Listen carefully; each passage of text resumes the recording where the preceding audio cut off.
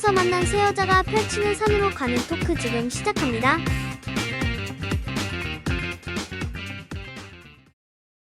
안녕하세요. 산 232번지입니다. 저희 이제 3화 촬영을 왔는데요. 되게 오랜만에 뵙는 것 같아요. 맞아요. 2주 만에 하니까. 진짜. 근데 오늘 깔깔이님은 여기 이제 계시지만 저희 궁금이님이 그 사이에 이제 호로록 남미로 가버리셨어요. 그래서 저희가 한 몇 주 동안은 이제 게스트를 모시고 같이 진행을 해보려고 합니다. 저희 자기소개 먼저 좀 부탁드려도 될까요? 네, 안녕하세요. 저는 첫 번째 게스트로 나오게 돼서 너무나 영광인 자덕이라고 합니다. 반갑습니다. 네. 반갑습니다. 자덕이로 이름을 지은 이유는 자전거 덕후이기 때문이고요. 자덕력이 진짜 자덕들에 비해 가지고는 그렇게 높지는 않다고 생각하지만 그래도 꽤나 몰두해서 덕질을 했었기 때문에 자덕이라고 이름을 짓게 됐고 이 자리에 오게 돼가지고 너무나 영광입니다. 네, 저희가 잘 부탁드립니다. 모시게 돼서 영광이죠. 진짜. 네. 사실 자덕이님도 저희 팟캐스트 1, 2화를 듣고 출연을 결심을 해주셨고 사실 되게 감사하게도 많이들 들어주시고 이게 피드백이 많이 들어오고 있어요. 깔깔이님 어떤 재밌는 피드백 들으신 거 있으세요? 저희 엄마가 제가 편집하는 거를 들으시면서 관심을 가지셔가지고 제가 팟캐스트 소개해드렸는데 막 너무 재밌다고 하면서 자기 친구들 단톡방에 뿌리고 막 그랬거든요. 와, 진짜 영광이네요.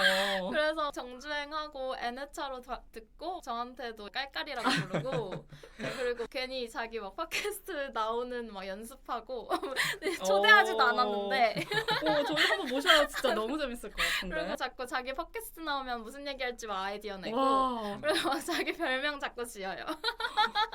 지금 별명 그러면은- 후보군 뭐가 있나요? 저희 엄마가 약간 엉뚱하시거든요. 네네. 그래서 뭐 엉뚱이 이런 오. 거로 지어봤어요. 너무 좋은데요? 네. 카리님도 피드백 들으셨다고 했잖아요. 저는 사실 자덕이님이 주신 피드백이 약간 인상 깊었는데 생각보다 지적이었다? 이런 이제 피드백이었던 것 같은데. 맞아. 저도 그거랑 관련해가지고 네네. 엄마가 단카리님이랑 궁금이님이 말씀을 너무 잘하신다고 오. 얘기를 해주셨어요. 네네. 그런 말씀도 하셨다면서요. 저랑 깔깔이님 목소리 되게 비슷하다고. 맞아요. 그래서 자꾸 단카리님이 얘기하고 있는데 이거 너냐고 자꾸 물어보시고 그래가지고 깔깔이님 이걸로 해요? 단카리님이 지적인 얘기할 때는 이거 나다. 역할 너무 자주 바뀌는 거 아니야? 그래서 저희 피드백 잘 듣고 있으니까 피드백 더 해주고 싶으신 분들은 편하게 댓글 남겨주시고 뭐 저희 인스타그램도 있으니까 DM 남겨주시거나 편하게 연락주세요. 저희가 최대한 잘 반영해서 앞으로 잘 꾸려나가 보도록 하겠습니다. 그럼 저희의 명불허전 첫 코너인 근황 토크로 가보도록 하겠습니다. 혹시 먼저 시작하시고 싶으신 분 계신가요? 깔깔이님도 한번. 지목당하셨어요. 저는 드디어 중간고사가 끝났습니다. 와, 진짜. 너무 힘들었어요. 근데 시험이 매번 고통스러운 게 너무 신기하고 그래도 희망적인 거는 지금 3학기째인데 대학원 1학기 때가 시험이 제일 고통스럽고 2학기, 3학기 들어가면서 점점 덜 고통스러워지긴 한다. 그래서 시험에도 면역력이 생기는구나 하는 점에서는 조금 희망이 생겼다 이런 거고 그리고 시험 공부를 하면서 공부하기 싫으니까 온갖 인생이란 뭘까 고뇌를 하게 되잖아요. 맞아요. 그래서 그런 와중에 엄마한테 들었던 되게 좋은 말이 있는데 기차에 탄 사람은 기차가 움직이고 있는지 모른다. 그래서 내가 멈춰있다고 생각하지만 사실 내가 탄 기차는 가고 있다. 그래가지고 제가 공부에서 정체되어 있다고 생각하지만 사실상 성장하고 있다라고 엄마가 위로를 해주셨는데 그게 되게 큰 위안이 됐어요. 어머님께서 물리도 너무 잘하시네요. 듣고 계시죠, 어머니? 네.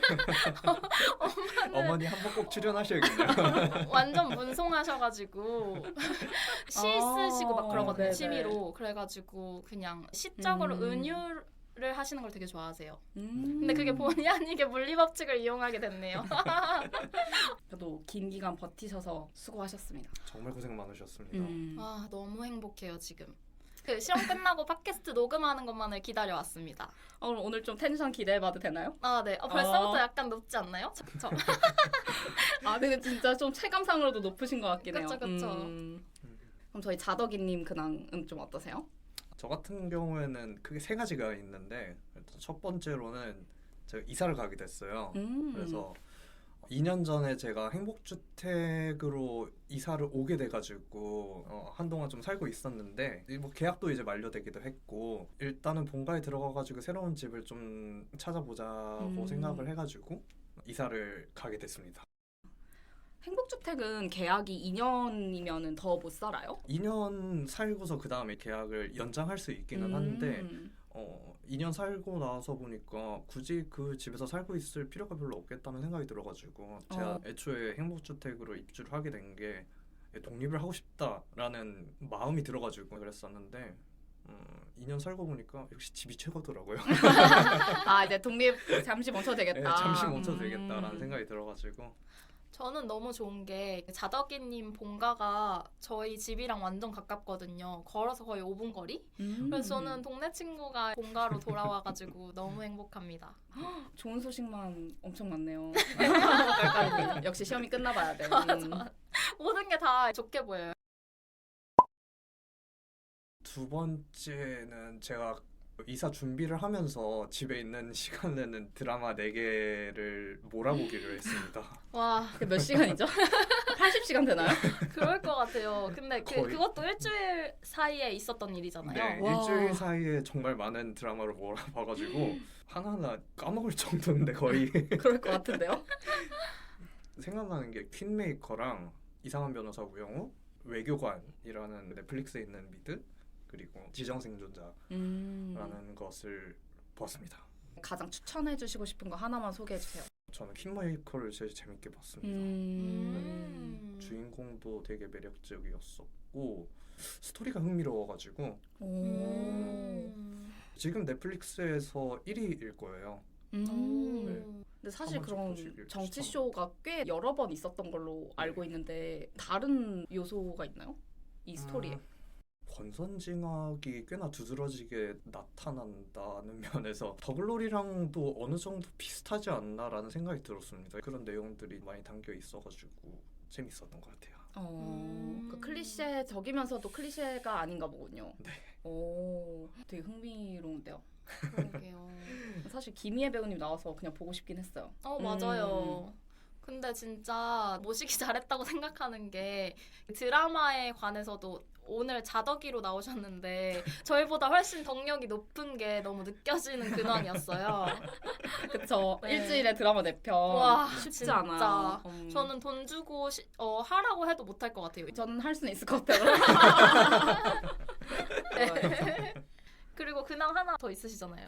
네. 마지막은 제가 요리가 또 하나의 취미인데 양식 조리 기능사 자격증을 취득하기 위해서 시험을 봤었어요. 그래서 필기는 합격을 하고 그 다음에 실기를 봐야 되는데 지난주인가 지지난주 정도에 시험을 봤거든요. 60점 이상을 넘으면은 합격인데 안타깝게도 50점 정도의 점수로 좀 아쉽다. 합격을 하지 못해가지고 다시 한번 시험을 보게 될 것 같습니다. 네, 생각보다 이게 되게 어렵더라고요. 이제 심사위원님들도 요리를 하는 도중에 와가지고 지켜보면서 점수를 깎고 있는 게 보이니까 더 긴장되기도 하고 요리를 하면서 위생도 그렇고 안전 그리고 과정들 같은 것들을 또 다 잘 지켜가면서 해야 되기 때문에 플레이팅도 완벽해야 되는 것도 물론이고 그렇게 지켜야 되는 게 워낙 많다 보니까 확실히 어려웠던 것 같아요. 네, 한식, 일식, 양식 이렇게 여러 가지 중에서도 양식이 쉬운 편이라고는 하는데 생각보다 쉽지 않더라고요. 딱 한 3달 정도 준비해놓았습니다. 근데 저는 준비하는 과정을 옆에서 봤는데 덕력이 장난 아니시라고 느꼈던 게 오늘 자덕이로 나왔잖아요. 요덕이가 아니라. 그런데도 불구하고 요리를 3달 동안 월화수목금 거의 하루에 4-5시간씩 학원 다니면서 조리 자격증을 준비하더라고요. 그게 진짜 대단하다고 느꼈어요. 그 원동력이 어디서 나오시는 거예요? 일단 해보는 김에 끝장을 보겠다라는 마음이 들어가지고 게다가 요리는 그 전부터 이제 친구들에게 좀 맛있는 요리를 대접하고 싶다는 마음을 많이 가지고 있어가지고 자격증을 취득하면서 실력도 향상되면은 맛있게 요리를 해줄 수 있지 않을까. 그걸 목표로 좀 열심히 달렸던 것 같아요. 근데 월화수목금 4시간씩 요리를 하려고 하니까 쉽지는 않더라고요. 이게 취미가 거의 뭐 본업 수준으로 가다 보니까. 그쵸. 취미를 덕질하는 수준이 자격증을 딸 정도인 게 너무 인상적이었습니다. 네, 감사합니다. 그러면 단카리님의 근황도 한번 들려주시겠어요? 아, 네. 제가 그럼 마지막을 장식하도록 하겠습니다. 저도 비슷하게 학교에 중요한 일이 있었어요. 그래서 저는 이제 일반 대학원을 다니고 있어서 논문 계획안 같은 걸 발표를 해야 되는데 졸업까지의 첫 관문이라고 볼 수 있죠. 그거를 이제 마무리하고 왔습니다. 저희 학교는 25분 발표에 15분 피드백을 받는 시스템인데 이제 교수님들하고 시간을 맞추다 보니까 저만 동떨어진 시간에 하게 됐어요.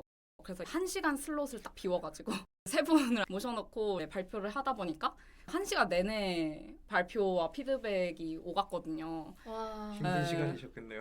근데 거의 계속 듣고 있었어요. 막 되게 오랜만에 이제 하는 발표 자리였거든요. 아, 확실히 교수는 아무나 하는 게 아니구나 이런 생각 많이 하게 됐고 저랑 이제 지도 교수님도 나름 되게 열심히 준비를 한다고 했는데 생각지도 못한 피드백이 너무 많이 나와가지고 아직도 생각을 덜 했구나 이런 생각이 많이 들더라고요. 근데 제가 이거를 하고 그날 생산 툴 원데이 클래스 같은 거를 참여를 하게 됐어요. 와. 네. 아니 발표 당일날 네. 그런 원데이 클래스를 참여하는 생산성 무엇? 진짜 심지어 대단하시네요. 그 원데이 클래스도 생산성을 높이기 위한 클래스. 제가 잔머리 굴리는 거 되게 좋아해가지고 어떻게 일을 가장 효율적으로 할 수 있을까 이런 거 진짜 좋아하는데 아니나 다를까 생산 툴 클래스에 갔더니 PPT를 자동으로 만들어주는 걸 소개해 주시더라고요. 그래서 이거를 계획안 발표 때 써먹었어야 되는데 하면서 미리 듣지 않은 게 너무 아쉬웠어요. 어. 네네. 이번에 마이크로소프트에서 나오는 AI 툴 말씀하시는 거예요?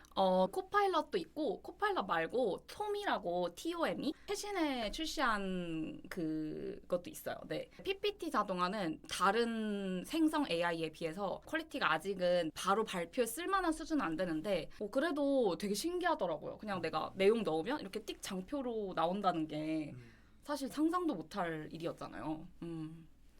저는 흥미로웠던 게 강사님이 생각보다 20대가 별로 안 오고 50대 이상이신 분들이 거의 60% 이상이라는 거예요. 그분들 중에는 자영업을 하시는 분들도 계시고 아니면 주부님들도 오셔서 이런 거 배워보고 싶었다고 해서 열정적으로 배워가시는 분들 많으세요. 그래서 가족 페이지 이런 거 만들기도 하시고 와. 되게 다양하게 활용한다고 하시더라고요.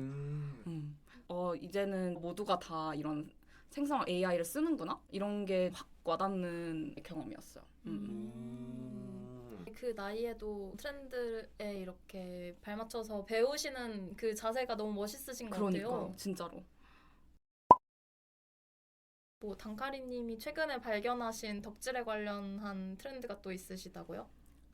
제가 유튜브를 듣는데 카카오뱅크에서 최적금이라는 걸 출시했다고 하더라고요. 이게 뭐냐면 예를 들어 최애, 그러니까 제가 제일 좋아하는 아이돌이나 이제 사람 이런 걸 통칭하는 말이잖아요. 근데 최애가 뭐 SNS에 글을 올렸다. 그럼 내가 100원 적립 이렇게 눌러서 적금을 하는 거예요. 우와. 네. 그리고 뭐 최애가 뭐 음방에 나왔다, 음악 방송에 나왔다. 그러면 뭐 1,000원 적립하는 이런 룰을 설정해 놓고 클릭해서 1,000원이 적금에 적립되는 이런 형식인 거죠. 그래서 이런 식으로 계속 쌓아서 몇십만 원씩 쌓으시는 분들도 되게 많고 꼭 아이돌이나 그런 덕질 관련된 거 아니어도 그냥 내가 오늘 하루 쓰레기를 버렸다 한 100원 적립 이런 식으로도 쓸 수 있는 거예요, 적금을. 너무 괜찮은데요? 그쵸. 그래서 저희가 뭐 이화의 덕질을 우연히 하게 됐지만 이게 은근 아직도 시의성이 있는 키워드구나. 사실 옛날에 나온 단어잖아요.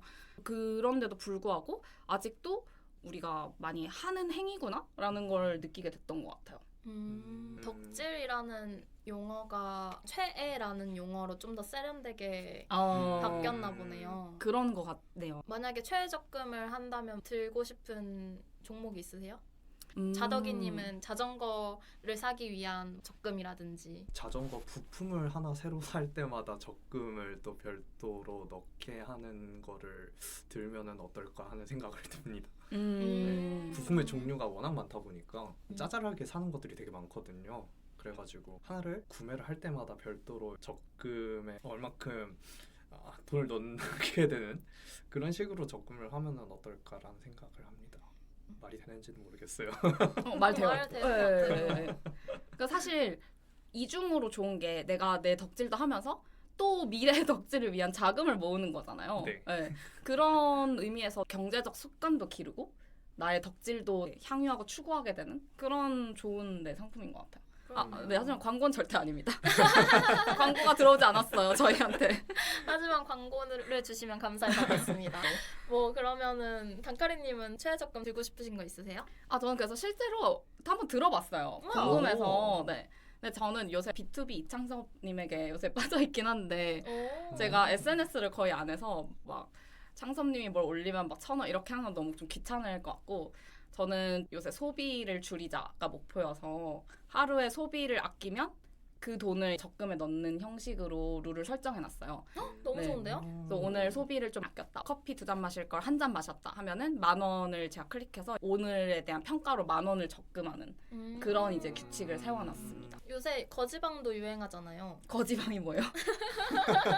너무 자극적인데요, 말? 거지방이요? 그 오픈 카톡방인데 이제 네. 네네네. 뭐 예를 들어서 이거 살까요 말까요 하면은 미쳤어요? 이걸 사다니? 하면서 서로 소비를 안 하도록 격려해주는 오픈 카톡방을 거지방이라고 부르더라고요. 그래서 거지방에서 서로 돕고 서로 도운 내용을 정립하고 최애 적금에 이런 식으로 하면 되지 않을까요? 맞아요. 이 적금의 이율이 높다 이런 것보다도 내가 어쨌건 뭔가 행위를 함으로써 돈을 모은다 이 습관을 기르는데 되게 좋다고 하더라고요. 저는 원래는 투두리스트만 정리했었는데 하루에 뭐를 할지를 정성적으로만 이렇게 세웠었는데 단카리님이 정량적으로도 정리를 하면 좋다고 해가지고 타임 트래킹을 하기 시작했어요. 그래서 하루에 공부를 몇 시간 했는지 타임 트래킹 하니까 제가 1화에서 엉덩이가 굉장히 가볍다고 했는데 타임 트래킹 하는 시간을 늘리고 싶어서 엉덩이를 붙이고 있게 되더라고요. 그래서 저는 만약에 최애 적금을 들면은 공부 한 시간에 비례해서 적금을 들면 좀 뿌듯하지 않을까. 뭐 예를 들어 공부를 6시간 했다. 그러면 1시간에 1,000원 해서 뭐 6,000원 이런 식으로. 네. 그러면은 이제 졸업할 때 그걸로 플렉스하고. 오, 진짜 좋은데요? 저도 한번 들어봐야겠네요. 네네. 그렇게 시간에 따라 돈을 적금하면 시간도 강제적으로 트래킹하게 되니까 일석이조의 효과가 있을 것 같아요. 자덕이님을 덕질 전문가로 모셨으니까 어떤 덕질을 해오셨는지 먼저 들어보면 좋을 것 같아요. 말 그대로 자전거 덕질인데 조금 더 구체적으로는 자전거 장비의 덕질을 조금 많이 했었어요. 지난번에 제가 들었던 녹음에서 단카리님도 장비 기계 욕심이 많죠. 네. 네. 일을 할 때도 공부를 할 때도 장비가 중요하다라고 하셨는데 저도 매우 공감하는 바입니다. 자전거 같은 경우에는 특히나 더 그런 것 같은데 자전거의 성능하고 가격도 비례를 하면서 가능하면은 좋은 성능의 자전거를 타야 빠르게 나갈 수 있고 그러더라고요. 장비의 특성에 따라 가지고 되게 차이가 많이 나다 보니까 덕질을 하면서 하나하나 더 빠르게 달릴 수 있기 위해서 무엇을 써야 되는지에 대해서 공부를 많이 했었던 것 같아요. 그럼 자전거 장비에는 예를 들어 대표적으로 뭐가 있나요? 자전거는 기본적으로 프레임하고 휠은 아시죠? 프레임은 자전거를 이루고 있는 알루미늄이나 카본 아니면 티타늄으로 되어 있는 본체라고 하는 부분이고 휠은 바퀴 굴리는 거고 그 다음에 구동계라고 해가지고 페달을 밟잖아요. 그러면은 이 페달을 밟았을 때 뒤에 있는 스프라켓이라고 하는 부품이 있는데 여기하고 체인하고 앞쪽에 크랭크라고 하는 거를 연결시켜가지고 움직이게 만드는 구동계거든요. 이게 네네. 부품들이 기술 여러 과정 가지 시간에 온 있는데 것 같아요. 저희 뭔가 그런 거 배웠던 것 같은데. 배웠어요. 외운 기억이 나요. 네. 그래서 가장 핵심적인 부품으로는 제가 생각하기에 구동계, 그 다음에 본체인 프레임 이 세 가지가 가장 중요한 게 아닐까 생각합니다. 왜냐하면 이 세 가지에 따라 가지고 가격이 정말로 천차만별이거든요. 그래서 이 구동계만 해도 웬만한 자전거 한 대 값 혹은 와. 이제 다른 말로 바꾸면은 대기업 직장인의 한 달 월급 와. 좀 가격도 나가기도 합니다. 그럼 성능이 좋다는 거는 예를 들어 네. 구동계가 자동차처럼 이제 뭐 엔진이 잘 나간다 이런 느낌인 건가요? 성능이 좋은 자전거라고 일반적으로 로드 자전거를 기준으로 말씀을 드리면은 일단 무게가 상당히 가볍고 조금만 페달을 밟아도 많이 나가는 거를 이제 좋은 로드 자전거다라고 일반적으로 얘기를 합니다. 그래서 더 경량화를 하기 위해서 휠을 알루미늄이 아닌 카본을 쓴다든지 마찬가지로 프레임도 알루미늄 무겁거든요. 그래서 잘 안 나가요. 그래서 조금 더 가볍고 강성이 높은 카본을 쓰는 것들이 아무래도 성능도 좋고 카본으로 만드는 게 조금 더 생산 비용이 들다 보니까 가격도 높은 편입니다. 그럼 예를 들어 성능 0에서 10이다라고 했을 때 10이 높다라고 했을 때 지금 갖고 계신 자전거의 성능은 몇 점? 와 이거 어려운 질문이네요. 아 그래요? 어려워요? 왜냐하면 위로 올라가면 정말 끝도 없이 올라갈 수가 있어가지고 10점짜리를 이제 가격으로 얘기를 하면은 거의 한 2천만 원 정도가 되거든요. 그 10점을 정의하는 게 어렵군요. 네. 애초에 10점짜리를 정의하는 게 그렇게 쉽지는 않아가지고 가격보다는 그래도 구동계 등급이 일반적으로는 통용이 되니까 구동계 등급으로 얘기를 하면은 중상급이니까 6 정도 될 것 같습니다. 6. 최상급의 자전거를 구매하실 의향도 있으신 거예요? 마음 같아선 그런데 제가 가진 총알로는 부족하지 않을까 생각합니다. 빨리 최저금 드세요. 최저금을 들지 않으니까. 근데 총알이 정말 많이 필요하기 때문에 제가 사실 놀랐던 거는 한강에 최상급이라고 불리는 그런 자전거들이 심심치 않게 보이거든요. 오, 그렇구나. 이제 그 최상급들이라고 하면은 기본 1,000만 원씩 이상이라 그런 자전거를 어떻게 다들 그렇게 타고 다니시는지가 우리나라에 이렇게 부자들이 많았나라는 생각이 들어가지고 좀 놀라기는 했습니다. 그만큼 덕후들이 많나 봐요. 네. 그 덕력이 자전거의 경우에는 장비의 성능과 비례하기 때문에 특히나 더 그런 것 같아요. 자전거에 빠지게 되면은 장비 지옥에 빠지기 때문에 그 개미지옥이에요 진짜. 자전거에는 어떻게 덕통 사고를 당하셨나요? 언제 처음에는 어디서 어떻게 바야흐로 이거 6개 다 써서 해주세요. 자전거 덕후가 된 계기는 아무래도 장비를 사게 되면서인데 일단 처음에 자전거를 입문하게 된 거는 고등학교 때 하이브리드 자전거라고 아시나요? MTB랑 로드 자전거의 중간이라고 해가지고 MTB는 마운틴 바이크를 맞습니다. 말씀하시는 거죠? 네, 로드 바이크 찡이 프레임이 되게 얇고 휠도 얇고 상대적으로 잘 나간다는 특성이 있거든요. MTB는 휠이 두껍잖아요. 반대로 로드 자전거는 휠이 얇고 네. 근데 하이브리드는 도심에서 탈 수 있게 네. 마운틴 바이크보다는 휠이 얇은데 로드 바이크보다는 휠이 두꺼운 중간 단계잖아요. 상당히 잘하시네요. 이거 왜 이렇게 잘해? 깜짝 놀랐어요 지금. 저도 자전거 타는 거 좋아해가지고 자덕님이랑 같이 자전거 많이 타요. 맞아요. 네.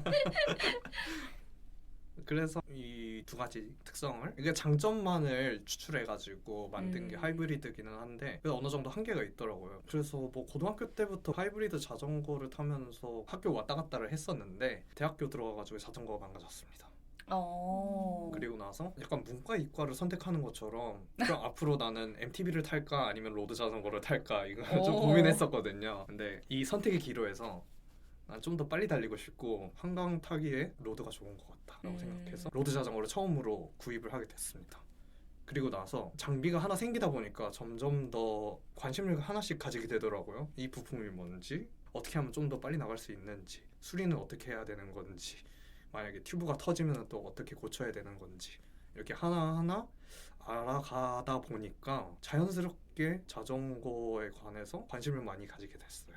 자전거 사랑이 되게 오래되셨네요. 좀 오래됐습니다. 4년이었던 걸로 기억하는데 거의 한 10년 됐네요 이제. 와, 저는 자덕이님이 찐덕이라고 느낀 게 저랑 자전거를 타다가 그 묘기를 부리시다가 굉장히 큰 부상을 당하셨거든요. 지금 생각하면 부끄럽네요. 근데도 저는 약간 그렇게 타다가 좀 부상을 당하면은 더 이상 안 타거나 좀 타기 무섭거나 그럴 것 같은데 또 그 이후로도 잘 타시더라고요. 정말 예상치도 못한 부상이었습니다. 어떤 부상이었죠? 좀 말씀 좀. 이게 조금 부끄럽기는 한데 자전거를 타다가 내리막길에서 그날 날씨도 좋고 이게 기분도 너무 좋아가지고 두 팔을 벌려가지고 핸들을 잡지 않고서 내려가다가 그대로 돌뿌리 같은 것에 아이고. 걸려가지고 넘어지게 됐습니다. 그래서 정말 큰 부상이었었죠. 살이 부러지셨었잖아요. 네, 그래가지고 깁스를 2달 동안 하게 됐는데 절대 따라하지 마세요, 여러분. 따라하지 마세요. 이거는 위험합니다. 하시면 안 돼요. 오. 근데 뭐 당일에는 등짝 스매싱을 어머니에게 좀 많이 맞기는 했는데 자전거 타는 거는 타고 싶더라고요. 역시 탈덕은 없네요. 탈덕은 그렇네요. 없습니다. 강제적 휴덕은 있었지만 아, 그렇네요. 입문자분들에게 만약에 추천을 한다면 일단 하이브리드로 시작을 하라 약간 이렇게 추천을 하시나요? 만약에 로드로 먼저 입문을 한다고 하면은 완차를 기준으로 가격이 한 50만 원대에서 100만 원대 사이에 자전거들이 입문용이라고 일반적으로 얘기를 하거든요. 완차가 뭐죠? 자전거 그냥 그 상태로 바로 탈 수 있는 거를 완차라고 합니다. 로드 자전거를 타겠다라고 해서 시작을 하면 일단 진입 장벽이 그래도 어느 정도 있는 편이죠. 가격이 좀 되다 보니까 자전거 입문자에게 추천할 만한 정보 사이트 이런 게 있나요? 있습니다.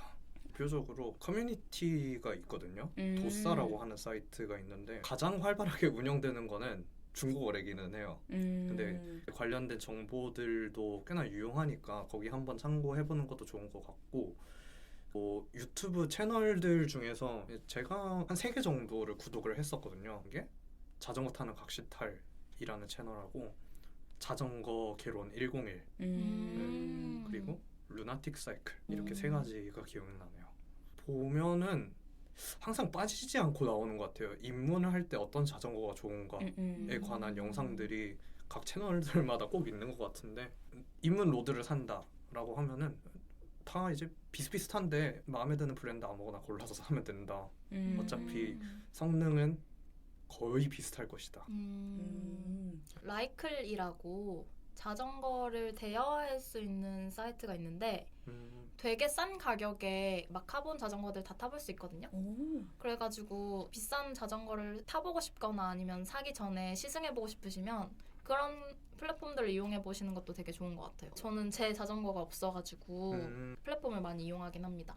더군다나 그런 카본 자전거 같은 경우에는 사기 전에 한 번쯤 시승을 해보는 게 아무래도 좋은데 일단 가격이기도 하고 타는데 후회하면 안 되니까 시승은 꼭 해봐야 되는 것 같아요. 그래서 이게 디자인마다 은근히 자기가 더 선호하는 편함이 있더라고요. 아, 네 맞아요. 이게 디자인이 예를 들어가지고 프레임이 조금 더 위로 이렇게 튀어 오르는 식으로 돼 있어가지고 그런 디자인 자체를 선호하시는 분들도 계시고 그게 조금 더 편하다고 하시는 분들도 계시더라고요. 왜인지는 저도 잘은 모르겠는데 호불호가 조금 있나 봐요. 진짜 타봐야 아 높은 게 편하네 낮은 게 편하네를 확실히 알게 되는 것 같긴 해요. 신기하다. 네. 말씀하시니까 뭔가 비기너가 탈만한 자전거길 이런 것도 추천해 주시면 너무 좋을 것 같은데요? 비기너가 타기에 확실히 편한 거는 한강길 아닌가 생각해요. 아, 그리고 생각났는데 한강을 탈 때 좀 주의해야 되는 구역이 있어요. 그 하남으로 넘어가는 쪽이 있거든요. 이제 한강철교를 건너가지고 잠실 쪽에서 하남으로 가는 길목에 언덕이 있거든요. 근데 그 언덕이 엄청 가팔라요. 3단으로 이루어져 있거든요. 너무 힘든데요? 생각만 해도. 약간 아이유 3단 공원처럼 한 번 다 올라왔다 싶으면은 위에 보면 아직도 언덕이 남아 있고 한 번 더 올라가면은 하나 마지막으로 남아 있네 하는 그쪽이 있거든요. 근데 이제 그렇게 올라갔다가 또 한 번에 쫙 내려가는 데가 있어가지고 거기는 좀 조심해야 되는데 자전거 도로가 그래도 잘 뚫려 있고 안전하게 탈 수 있는 데는 역시 한강길이 아닌가 생각합니다. 서울 내에서는. 서울에서 부산까지 자전거 길이 연결돼 있거든요. 그래서 그것도 한번 타보고 싶어요. 얼마나 걸려요? 서울에서 부산까지? 일주일 정도 네, 잡습니다. 일주일. 직접 지인은 아닌데 아시는 분들이 결혼한 부부인데 신혼여행 같이 우와. 해가지고 서울에서 부산까지 자전거 국도종주를 하더라고요. 맞아요. 너무 로맨틱하다. 저도 국토종주를 그렇게 하는 게 위시리스트에 있기는 했었는데 친구랑 같이 가기로 했었거든요. 그 친구가 원래 가기로 했다가 갑자기 흥미가 떨어졌다길래 혼자서 가려다가 결국에는 가서 아쉬움이 있습니다. 근데 올 여름에는 꼭 한번 도전해보는 거 어떨까? 올 여름에요? 오. 네. 그 서울에서 춘천 가는 게 국도종주길 중에서 거의 제일 짧은 코스여서 저는 그거를 혼자 해본 거였어요. 야, 진짜 대단하시네요. 갑자기? 올 여름에 진짜 하시게 되시면 후기 들고 와주세요. 아, 당연하죠. 와, 대박이다. 그게 약간 험난하긴 할 것 같아요. 혼자 가면은 그러니까요. 일주일 정도 완전히 밥도 혼자 먹어야 되고 또 여름에 덥잖아요. 덥고 어. 거기가 길이 그렇게 다 잘나 있지는 않더라고요. 자전거 도로로만 연결돼 있는 거는 아니어가지고 그 부분 아 진짜요? 도로가 네. 그쵸, 서울에서 그쵸. 춘천까지는 완전 자전거 네, 도로로만 연결돼 춘천은 있거든요. 연결이 돼 있어요. 네. 근데 부산까지 갈 때는 중간에 제가 알기로는 이제 차도도 타고 그래야 되거든요. 그래가지고 너무 위험하네요. 생각보다 네 안전도 좀 유의를 해야 될 것 같아가지고 타게 되면은 꼭 후기 알려드릴게요. 저 궁금한 게 있는데 저는 그렇게 안장이 불편해요. 안장 불편하죠. 근데 원래 자전거를 좋아하시고 오래 타시는 분들도 오래 타면 불편한 건가요? 적응 안 됩니다. 그런 거죠? 그러니까 맞아, 뭐 이게 맞아. 아무리 쿠션을 대도 그런 거죠? 자전거 타는 옷에 엉덩이 쿠션이 있긴 해요. 너무 귀엽다. 로드 자전거 같은 경우에 더 안장이 불편하기는 한데 처음에 비해 가지고는 많이 적응이 되기는 해요. 뭐 그럼에도 불구하고 오래 타면은 당연히 아프고요. 자전거 옷을 입게 되면은 쫄바지 같은 거 네, 패드가 붙어 있어가지고 그나마 충격이 좀 완화되기는 합니다. 역시 옷까지도 장비빨. 네, 맞아요. 옷도 장비를 추가적으로 몇 가지 더 말씀드리려고 하는데 여러 가지 구동계를 만드는 회사가 있거든요. 대표적으로 시마노가 있고 캄파뉴올로라는 이탈리아 회사도 있고 스램이라는 미국 회사 이렇게 세 가지가 있는데 시장 점유율로만 보면은 시마노가 거의 한 90%를 차지해요. 와. 그래서 자전거의 대부분은 시마노의 구동계를 달고 있다. 그래서 자전거를 굴러가게 만드는 대부분은 시마노 회사 거다. 와. 대단하네요. 그래서 자족들 사이에서 저 자전거 구동계 뭐다 하면은 다 알아요. 서로. 그럼 시마노로 그냥 찍으면 되는 거네요? 네, 일단 시마노로 찍으면 되고 그 중에서 등급이 뭔지도 사람들은 웬만하면 다 외우고 있거든요. 자덕들은. 그래서 입문용에는 클라리스가 대부분 달려요. 그게 뭐죠? 모델명이 클라리스 혹은 소라라는 것도 있는데 소라는 잘 사용하지 않는 걸로 알고 있어요. 근데 어쨌든 비슷한 등급이라고 저는 알고 있고 본격적인 상위 등급의 그 레이스를 하기 위한 구동계 같은 경우에는 이것도 다 명칭이기는 한데 그 회사의 105가 이제 셋째 아들이라고 하면은 둘째 형 울테그라 그 가장 맏형이 지금 잠시 이름이 기억이 안 나기는 하는데 형제는 태어난 순으로 형제인 거예요? 아니면은 귀엽다. 성능 아. 성능에 따라가지고 첫째, 둘째, 셋째라고 제가 그냥 편의상 말씀드리긴 거기는 한데 근데 등급이 있어요. 그러니까 예를 들어 구동계가 뭐 1급부터 9급까지 성능이 나눠져 있는 건지 그건 아니고 그냥 이렇게 티어가 계속 쌓이는 형식인 건가요? 티어가 쌓이는 형식이라고 설명을 하는 게 낫겠네요. 상위 1티어라고 했을 때 삼형제, 네. 입문용이라고 했을 때 클라리스 그리고 소라. 그러면은 구동계를 보면 뭔지 아는 거예요? 예를 들어서 네. 오토바이 좋아하는 친구는 오토바이든 스포츠카든 뭐 지나가잖아요 길가에서 엔진 소리 내면서. 그러면은 저거 무슨 엔진이라고 알아맞히더라고요. 소리만 듣고. 근데 사실 걔가 그 모델명을 말하는데 저는 그거를 증명할 길이 없잖아요. 모르니까. 그래서 틀린 말 할 수도 있는데 그냥 이렇게 넘어가는 걸 수도 있긴 해요. 만약에 클라리스가 달려있는 거다 그러면 저거는 입문용 자전거다 이 정도는 기본적으로는 알고요. 뭐 회사명이 프레임에 달려있거든요. 그 중에서 자이언트라는 회사가 있는데 프레임에 자이언트가 써있다 그러면은 자이언트의 입문용 모델은 무엇이다 라고 알고 있기 때문에 자이언트 프레임에 무슨 구동계를 달고 있다 하면은 아 저거 모델 뭐다 라고 하는 정도는 바로 나와요. 네. 그렇구나. 신기하다. 자전거 부품이 많잖아요. 부품 중에서도 나는 이 부품만 보면 막 가슴이 떨려 막 이런 게 있으세요? 구동계요. 역시 엔진이 모든 사람들의 그 심장을 두근두근하게 하는군요. 구동계를 통해 가지고 변속을 하거든요. 구동계가 자전거를 돌아가게 하는 거면서 앞쪽에 변속 레버라는 게 있어요. 로드 자전거를 하나 보시면은 드롭바라고 일반적으로 핸들이 밑으로 돼 있는 황소 사냥뿔처럼 이렇게 처럼 돼 휘어져 있는 있는 드롭바에 달려 있는 변속 레버가 좌측 우측으로 하나씩 있는데 이게 전동으로 나오는 게 있어요. 그래가지고 변속을 앞쪽에서 했을 때 뒤쪽에서 그 무선으로 신호를 받아가지고 변속을 할 수가 있거든요. 이게 전 너무 사고 싶은 거예요. 왜냐하면은 일반적으로는 기계식이어가지고 그게 선으로 연결이 돼 있거든요.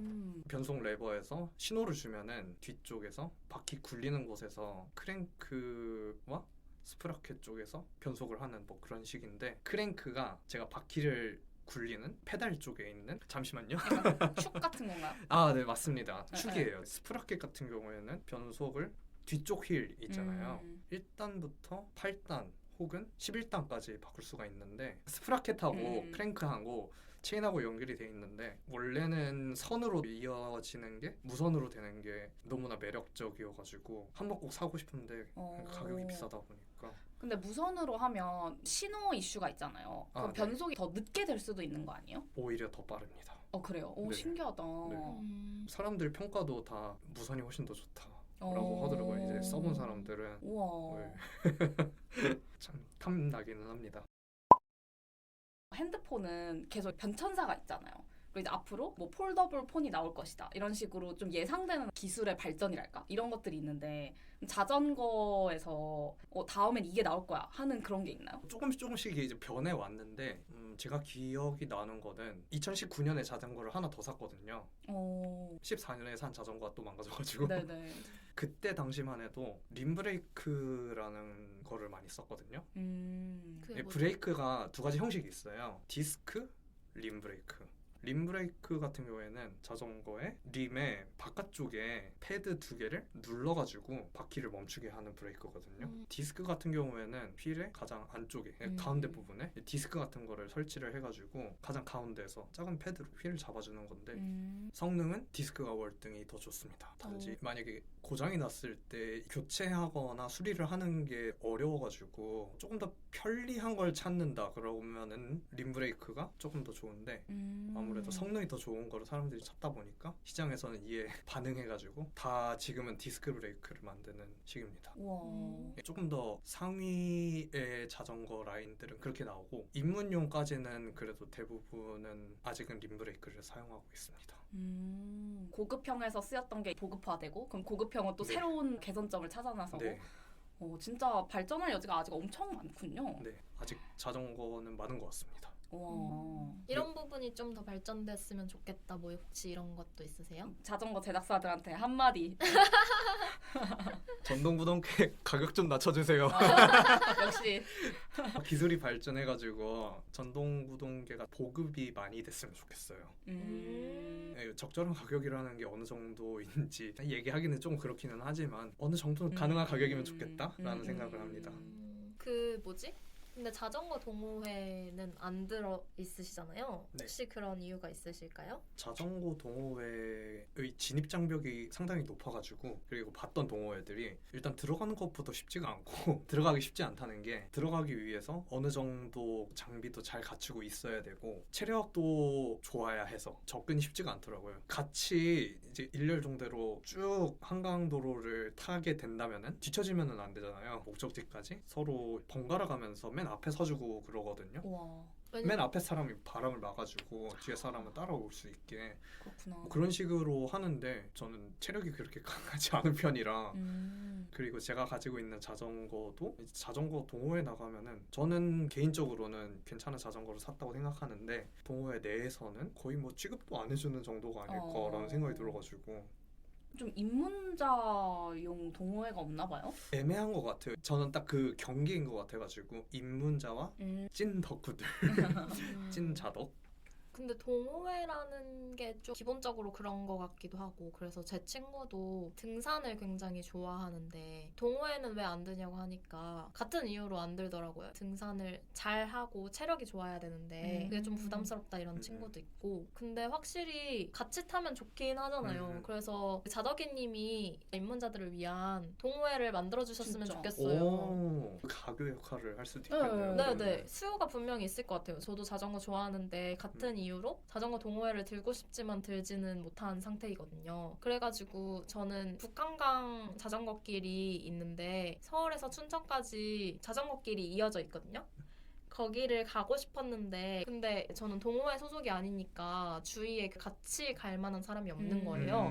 그때는 자덕이님을 만나기 전이었어요. 그래가지고 결국에는 같이 갈 사람을 구하다가 혼자 갔거든요. 오, 대단하신데요? 네, 근데 그러니까 뭐 중간중간에 서서 밥도 먹고 그렇잖아요. 근데 혼밥하고 이러는데 막 옆에 동호회 사람들은 막 같이 하하호 하면서 맞아요. 떠들고 있고 맞아요. 그런 게 너무 서럽더라고요. 저희가 혹시 창설하게 되시면 걸어드릴 테니까 네. 꼭 창설하시면 저희한테 말씀해주세요. 네. 그때 다시 한번 출연해가지고 홍보하겠습니다. 홍보하겠습니다. 너무 좋아요. 저희한테 광고 주세요.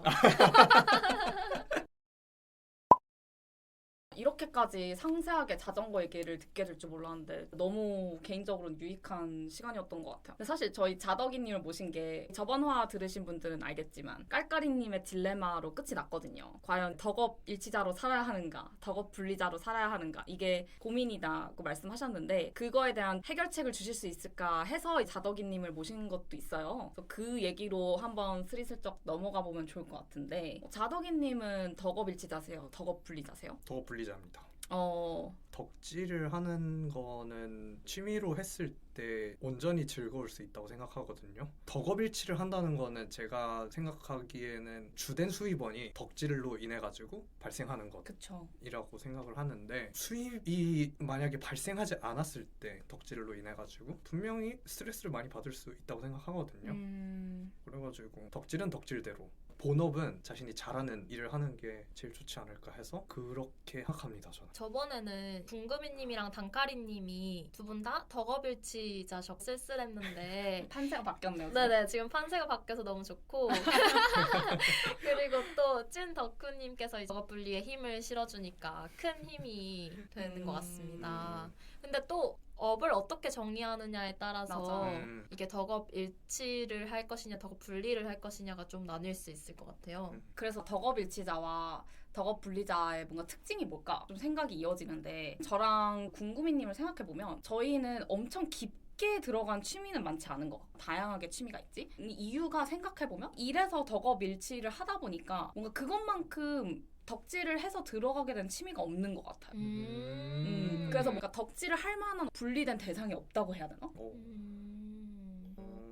근데 그게 뭐가 먼저인지 모르겠어요. 닭이 먼저냐 달걀이 먼저냐 같은 것 같긴 한데 저는 자덕이님이 말씀해주시는 거 들으면서 느낀 게 그 일은 잘하는 거를 하는 게 좋다고 하셨잖아요. 그러니까 일을 잘해야 한다고 생각을 하시니까 뭐 예를 들어서 일에서 잘해서 인정받는다든지 아니면은 일에서 자기 효능감을 하는 게 주된 목표나 일의 효용이라든지 이런 거여서 덕업분리가 되는 게 아닐까라고 생각했거든요. 저도 공감해요. 아. 네네. 사실 모든 덕업일치자의 마음을 대변할 수는 없지만 상대적으로 저는 일이 잘하는 것만으로는 안 되는 것 같아요. 좋아도 해야만 이게 일을 할 수 있는 거여서 물론 잘도 하면 더 좋지만 잘하는 게 1순위의 선택 기준은 아닌 것 같아요. 그래서 그런 특징도 조금 나뉘는 것 같긴 합니다. 네, 그래서 뭐 덕업일치자는 자아실현을 하는 게 직업에서 더 중요한 것 같기도 하고 아니면은 과정과 결과로 보자면은 좀 덕업일치를 추구하시는 분들은 과정을 좀 더 초점을 맞춰서 생각하시는 거일 수도 있을 것 같고 그런 것도 있는 것 같아요. 아까 자아실현을 얘기하셨지만 직업이라는 게 목적이 될 수도 있고 자아실현이라는 그리고 그게 이제 그 삶의 행복을 가져다주는 존재일 수도 있고 혹은 돈을 버는 수단이나 명예를 얻기 위한 수단이나 나쁜 의미에서가 아니라 도구적인 접근이 있을 수 있잖아요. 근데 덕업일치자는 확실히 전자에 가까운 것 같기는 해요. 일이 목적이고 이 일로서 뭔가 내 삶의 행복 요소가 발생하는 저는 근데 그것도 있는 것 같아요. 내가 덕질하는 게 돈이 되면 덕업일치를 할 경향이 높은데 약간 돈이 안 되는 분야나 산업군이다 하면은 이 현실에 맞춰서 덕업분리자가 되지 않나 이런 생각. 맞아요. 사실 일로서 자아실현을 하기가 쉽지가 않죠. 그래서 좀 돈이 되고 산업이 크고 이런 것들을 덕질하는 사람들이 되게 부러웠어요. 영화를 예를 들자면은 저는 영화 산업 안에서도 마이너한 예술영화나 독립영화를 좋아하는 편인데 대중영화를 좋아하는 친구들이 좀 그런 맥락에서 부럽더라고요. 그러니까 내 취향이 대중영화면은 내가 대중성이 있는 영화를 만들 수 있잖아요. 그러면은 영화로 먹고 살 수 있는 길이 더 넓은데 만약에 내 취향이 어쩌다 보니 그거와 다르면은 어쩔 수 없이 먹고 사는 길이 힘든? 근데 예를 들어 영화 감독들이 다 영화 덕질을 하진 않잖아요. 그쵸. 그러면 그런 경우에 덕업일치라고 우리가 볼 수 있나요? 아, 근데 보통 영화 감독을 하는 주된 이유가 저는 정확하게 모르긴 하지만 약간 영화를 좋아하고 사랑하는 마음은 기본적으로 있는 것 같아요. 그래야 영화 감독을 할 수 있을 것 같긴 해요. 네네. 맞아요. 그런 의미에서의 뭔가 덕업일치인 거네요. 네네. 왜냐면 다른 직업은 그 분야를 엄청 사랑하지 않아도 다른 요인이 많은데 영화 감독은 영화를 사랑하는 요인이 제일 크지 않을까? 이런 생각이 들긴 하네요. 영화를 사랑하지 않고서 뭔가 창작을 하는 건 정말 쉽지 않은 일이니까. 네. 뭔가 저는 먹방이 사실 덕업일치의 가장 명료한 사례가 아닐까도 생각했거든요. 어떻게 보면 먹는 거는 우리 모두가 하는 의식주의 활동인데 그걸 잘하고 또 먹는 걸 좋아해서 방송으로 했을 때 이제 돈을 번다라는 게 덕업일치의 완벽한 예시가 아닐까라고 생각했는데 이렇게까지 하지 않아도 영화를 파지 않아도 영화 감독이 될 수 있는 것처럼 사랑하는 마음만 있어도 덕업일치로 우리가 볼 수 있지 않나 약간 이런 맥락인 거네요. 어쨌든 저는 방금 말씀하셨던 그 먹방이라는 걸 하는 직업이 옛날에는 없었는데 새로 생긴 거잖아요. 근데 이렇게 좀 덕업일치를 할 수 있는 기회들이 옛날에 비해서 많아진 거는 확실히 사실인 것 같고 그런 거는 되게 좋은 현상인 것 같기는 해요. 현실적인 이유로 덕업분리를 하는 사람들이 저같이 있는데 현실이 조금 더 개선되면서 덕업일치를 현실을 고려하지 않았을 때 하고 싶은 사람들이 좀 더 할 수 있는 기회가 생기지 않았나. 그러면은 원해서 덕업분리를 했다기보다는 덕업일치자가 되고 싶었지만 현실적인 이유로 덕업분리를 했다라는 말씀이신 건가요? 깔깔이님은? 네네. 저는 원래는 그 저번 화에도 말씀드렸듯이 덕업일치를 하고 싶었는데 이게 현실적으로 어렵다 해서 차선책으로 덕업분리를 하자 이렇게 된 겁니다.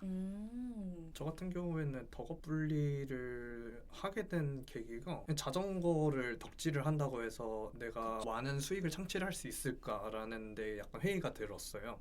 자전거를 만들지 않는 이상 그렇게 큰 수익을 창출할 수 있을까 잘 모르겠더라고요. 자전거를 타는 사람들은 꽤나 많지만 제가 특히나 좋아하는 건 로드 자전거인데 소비자들은 그래도 높은 가격을 뭐 지불할 의사는 있는 것 같은데 제가 그거를 제공할 수 있는 능력은 없기 때문에 제가 덕질을 하는 이제 부품 관련된 것들은 그냥 덕질을 하는 것은 그대로 내두고 본업을 통해 가지고 돈을 버는 게 낫지 않을까라는 생각을 하게 됐습니다. 그러면 자덕이님도 좀 저랑 비슷하게 현실적인 이유로 네. 덕업분리를 선택하신 게 맞나요? 네. 그러면은 현실적인 조건이 뭐 예를 들어서 자전거에 관련된 직업이 많고 그 직업들의 수입이나 전망이 좋으면 현실적인 조건이 좋으면은 덕업 일치자가 되고 싶은 생각도 있으신 거예요? 고려를 했을 것 같아요.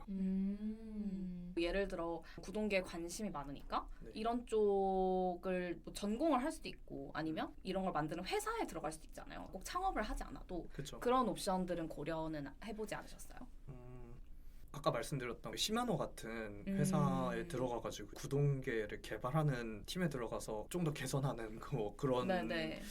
일을 하게 되는 것도 나름 재미있긴 하겠다라는 생각은 했습니다. 근데 지금까지 배웠던 것들도 그렇고 제가 그쪽 분야에 기여할 수 있는 부분이 상당히 한정적이지 않을까라는 생각이 들어가지고 물론 이제 개인적으로 그 구동계들을 사용했던 경험들은 있지만 제가 직접적으로 그 부품을 제작한다든지 혹은 개선을 할 때 관여할 수 있는 부분이 뭐 피드백을 제공하는 것 정도에 한정되어 있지 않을까라는 생각을 해가지고 뭐 자전거는 그냥 취미로. 근데 저는 두 분 말씀을 듣다 보니까 기본적으로 덕업일치가 되려면 일단은 그 대상을 사랑하는 마음이 전제로 깔리고 그 위에 내가 기여할 수 있는 부분이 얼마나 많은지 뭐 아니면 내 취향이 얼마나 진짜 돈이 될 수 있는 취향인지 대중적으로 이런 것처럼 잘하는 능력이 더해져야 덕업일치가 가능한 것 같아요.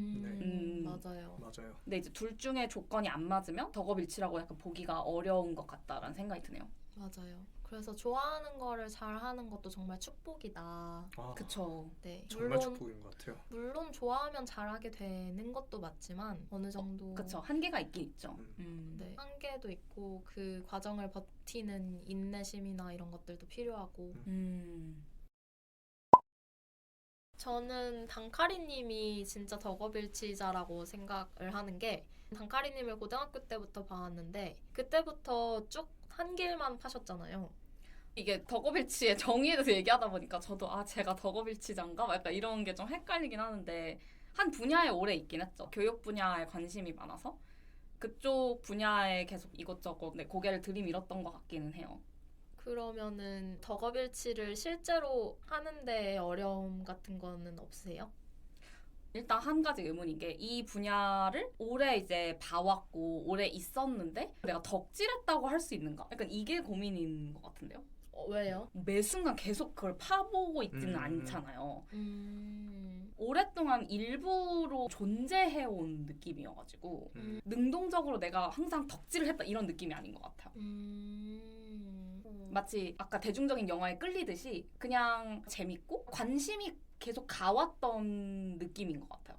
자연스레. 근데 관심도 식물을 키우는 것처럼 뭐 햇빛을 쬐어주고 물을 주지 않으면은 자연스럽게 소멸하는 것 같거든요.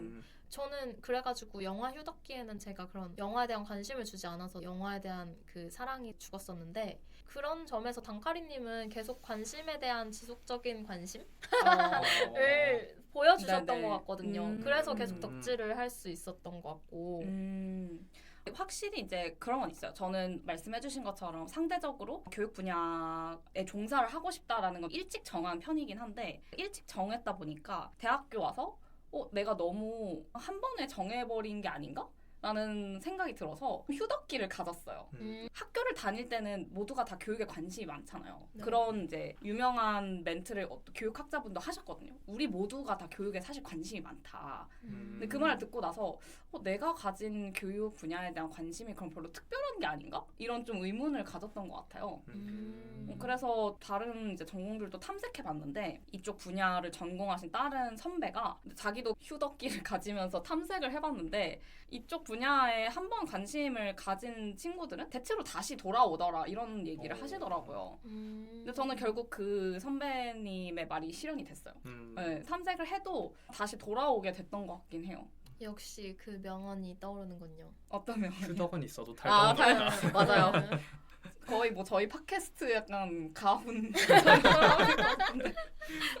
파툰. 이걸 이제 덕업일치의 일종으로 본다면 딜레마인 게 계속 애증의 관계가 되는 것 같아요. 저는 네. 그게 힘들어서 덕업 분리를 해야겠다고 맞아요. 생각한 것도 있어요. 이게 현실적인 이유도 있지만 사랑만 하고 싶은데 맞아. 오도 하게 되니까 괴롭더라고요. 마음이. 사랑이 아니라 집착이 되는 느낌도 들고. 결국은 그냥 좋아하는 걸 넘어서 잘하고 싶으니까 실현되지 못하는 실망감도 있고 마음대로 안 돼서 생기는 증오도 있고 그런 것 같아요. 그래서 사람들이 다 좋아하는 건 취미로만 하라고 하는 것 같더라고요. 그게 진짜 큰 것 같아요. 어쨌든 좋아하든 좋아하지 않든 일은 잘하면 좋고 잘 해야 되는 건데 못하면 그게 또 상처가 되니까. 그래서 어느 정도 타협을 봐야 된다는 생각이 들긴 들었어요. 여기서 최고를 찍으려고 이 일에 의미를 두고 한다기보다 어쨌건 좋아하는 일을 한다. 거기에서 내가 어느 정도 돈을 벌어먹을 정도의 재능은 있다. 이러면 그 정도의 만족을 해야 되는 거 아닌가. 이런 생각 좀 한참 했었던 것 같긴 해요. 근데 어느 분야든 최고가 되면 먹고 살기는 하잖아요. 그쵸. 근데 최고가 돼야 먹고 살 수 있는 분야도 있잖아요. 그래야만 되는 분야도 있죠. 네네네. 그래서 그런 분야를 덕질을 하면 어쩔 수 없이 최고를 목표로 해야 되는데 그렇구나. 그게 저를 갉아먹더라고요. 그래서 저는 뭐 예를 들어서 내가 코딩을 덕질한다 그러면 최고가 되지 않아도 먹고 살 수 있는 길이 많잖아요. 그런 점에서 제가 덕질하는 게 최고가 될 필요가 없는 분야면 덕업일치를 좀 더 마음 편하게 할 수 있을 것 같긴 해요. 네. 맞는 것 같아요. 예를 들어가지고 유명 감독이 되지 않는 이상은 생계 그쵸. 유지를 하는 것조차 쉽지 않기 때문에 정확한 영화 생태계를 저도 잘 모르긴 하고 처음 좋아했을 때보다는 우리나라 영화 산업이 많이 커졌긴 한데 네, 그래도 그런 경향성이 아직까지는 유지되는 것 같긴 해서 그렇죠. 사실 뭐 스포츠도 내가 아무리 이 운동이 좋아도 올림픽 나가서 메달 딸 정도가 아니면 힘드니까. 네 특히 마이너한 종목일수록 근데 자연스럽게 덕질을 하다 보니 잘하게 돼서 일을 하게 되는 기회를 얻는 건 좋은 것 같아요. 그러니까 내가 이걸 좋아하기 때문에 여기서 잘하고 싶어가지고 일을 시작하면 또 그거에 고통이 있는데 유퀴즈인가 어딘가에 나왔던 것 같은데 편의점 덕후 그 음식들 덕후가 있었는데 그걸 하다 보니까 자연스럽게 유명해져가지고 리뷰하다 보니까 그 또 편의점 회사에 취업해서 관련 일을 하게 되고 이런 경우가 있었던 것 같거든요. 그런 게 꿈이긴 합니다. 좋아하는 걸 애초에 거기서 최고가 되려고 하면 힘드니까 그냥 좋아하는 걸 계속 하다 보니 먹고 살 만한 길이 생겼으면 좋겠다 나중에 이 정도? 저는 여전히 덕업분리자인데 제가 친한 선배 중 하나가 여행을 정말 좋아하거든요. 2년 반 동안 세계 일주를 했더라고요. 그렇게나 여행을 좋아하던 형인데 그 형이 한국으로 돌아와가지고 세계 여행 끝난 다음에 여행 회사에 들어갔어요. 그리고 나서 회사 생활을 조금 하다가 그만두고 임용고사를 준비를 하더라고요. 왜 여행 좋아하시는데 그만두셨냐고 물어보니까 여행을 그 자체로 즐기지 못하게 되는 것 같아가지고 이게 일이 되다 보니까 스트레스를 받게 돼가지고 여행은 여행대로 그리고 일은 일대로 따로 하는 게 좋겠다고 생각해서 그만뒀다고 하더라고요. 그런 걸 보면서 덕질과 본업은 분리를 하는 게 좋다라고 또 한번 생각을 하기는 했습니다. 저는 개인적으로.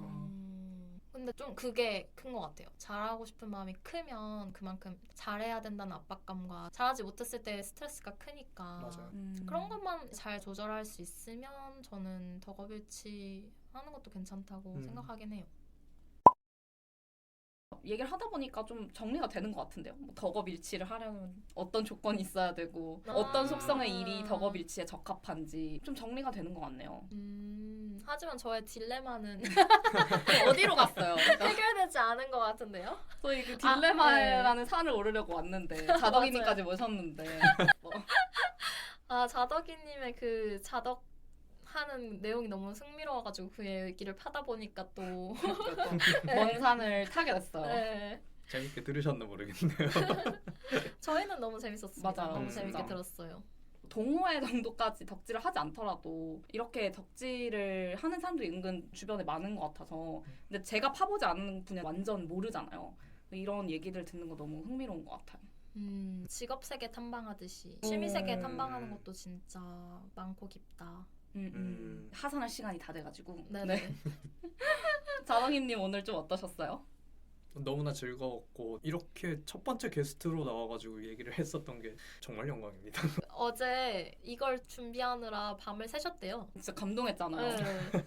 저희도 밤을 새지 않았는데.